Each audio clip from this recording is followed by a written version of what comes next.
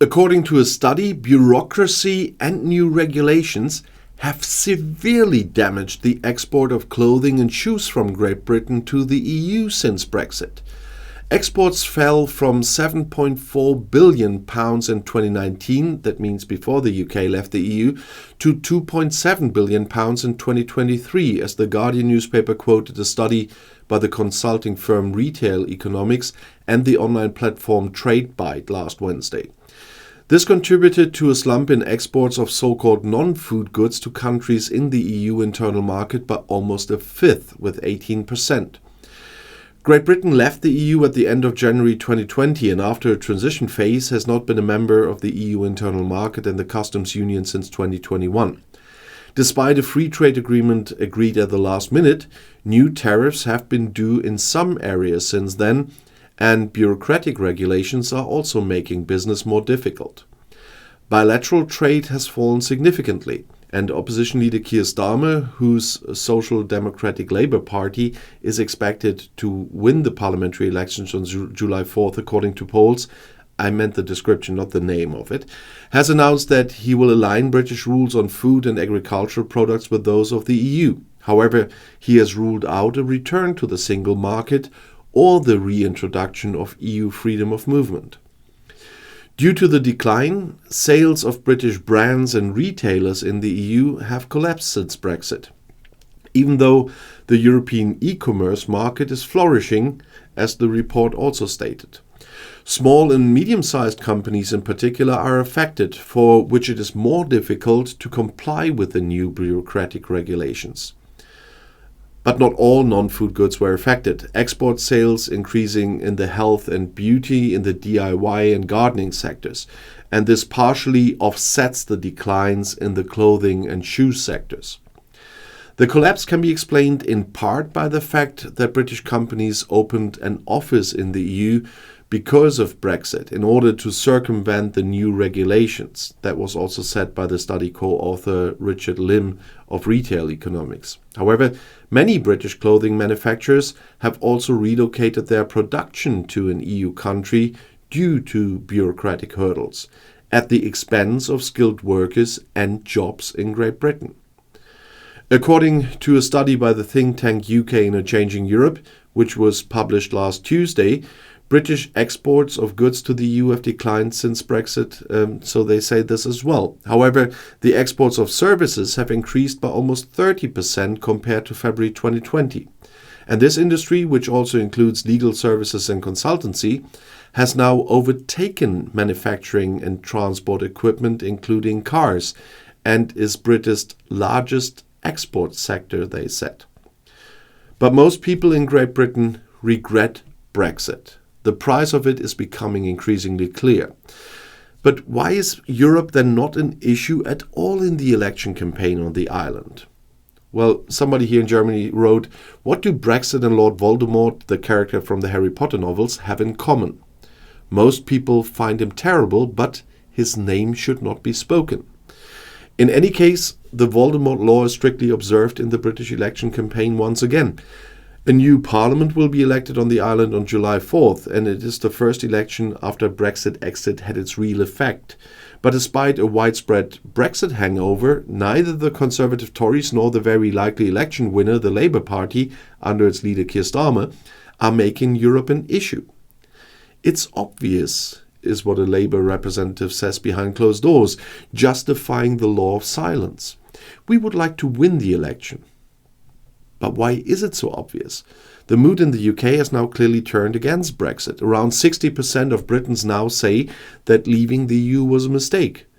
The turnaround is probably due in part to the fact that many of the 52% of voters who voted for Brexit almost 8 years ago no longer have any opinion at all because they are not alive anymore. And remember, the Brexit vote was also one of the old against young things. And on the other hand, 8 years of legal uncertainty and 3 years without access to the European single market, Brexit was de facto implemented on January 1st in 2021, have clearly shown the British what the price is for gaining political sovereignty, or rather what this price is beginning to be.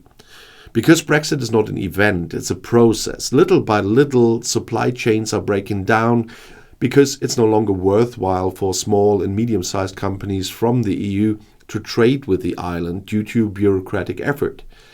And as a result, products are gradually becoming more expensive or more difficult to obtain, including medicines. And little by little, British farmers are realizing that their main sales area, the continent, is becoming increasingly difficult to access. Their exports to EU countries have already fallen by over 25% since 2019, as the British Farmers Association recently reported. And little by little, it's becoming clear that the free trade agreements promised by Brexit supporters with countries such as Australia or New Zealand can never compensate in the slightest for the loss of the 500 million consumer market right next door. It has also long been abundantly clear that Brexit has by no means brought about a limit on immigration as many Britons had hoped. On the contrary, the flow of people to the island has increased to a record net number of 764,000 migrants in 22 and 685,000 in 23. And the list goes on, but the question remains the same. If the whole thing was obviously a mistake, why is it not allowed to be spoken about in the election campaign? There is no point in opening up this debate, believes Phil Tinline, that's a former journalist who now works for the Future Governance Forum, that's a think tank closely linked to the Labour leadership. If you tell people that, they say, oh no, not that again. They have other things to worry about. Missing doctor's appointments, crumbling schools, high living costs. Brexit fatigue is, of course, an obvious answer to why Labour is shying away from the European issue. The fact that a majority regrets Brexit does not mean automatically that there is also a majority in favour of plunging back into the trenches of the intellectual civil war that has divided colleagues, circles of friends and families in Great Britain for years now. But there's also a second and deeper answer. It has to do with the fact that it is precisely this fundamental conflict that has allowed two political tribes to grow on the island, the binding power of which overshadows all other political identities, including party sympathies. The argument about leave or remain, and according to Matt Goodwin, a political scientist and opinion researcher at the University of Kent, has led to an effective polarization. That means a tendency to like and trust people on your own side, while neither liking nor trusting representatives of the other side. Even in 2021, 5 years after the Brexit referendum, the British felt more closely connected to their respective tribes than to the major parties.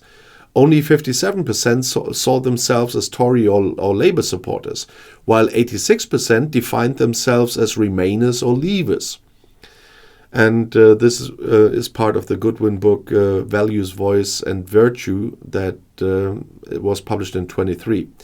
And what is often forgotten is that an estimated 30% of all Brexit supporters were Labour voters. And all this means that a party that wants to win a new broad electoral alliance in Britain would currently only lose with the poisonous mushrooms of Brexit and the EU. So officially, all you hear from Labour representatives is what the party is not aiming for with regard to Brussels. And there are 3 red lines: no return to the internal market, no freedom of movement, no customs union. Better cooperation is possible on this side, for example, in defense or student exchange. Unofficially, however, it has been learned that a lot of Labour people have long been eagerly building up connections with Brussels, Paris or Berlin. And it's not just party leader Keir Starmer, who is a pro-European. Most Labour MPs are. Starmer himself called for a second Brexit referendum in 2019, but he's no longer doing that. Or should I say, he's not doing it yet.